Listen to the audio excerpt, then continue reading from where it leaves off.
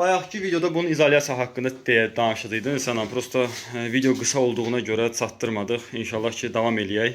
Bu qapağın özəlliyi ondadır ki, yəni digər o xarici qapaqlardan fərqi ondadır ki, digər xarici qapaqlar çuğun olur, qızır, çox isti verir.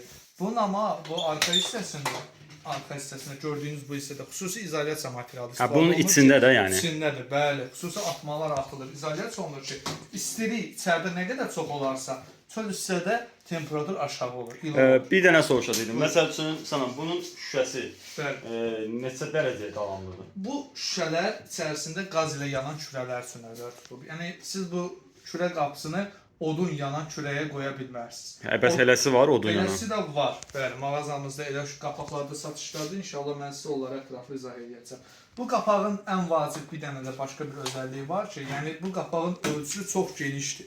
Yəni bunun içərisində siz istədiyiniz ət məhsullarını, quzunun qol hissəsini... Yəni bu enlidir və polnu keçir. Digər amma xarici istehsal qapaqlar... Bunlar da məsəl üçün. Onlar Rus peçində, o kürəyə aid deyil. Bunlar bəs? Onlar da Rus peçinə aiddir. Kürə peçindən söhbət gedirsə, yəni bunun ölçüsü eni 51 santimdir. İçərisindən yəni bütöv quzunu da belə pişirə bilərsiniz. Amma digər qapaqlarda bu belə deyil. Digər qapaqların ölçüsü 40 santim və daha balaca ölçüdədir.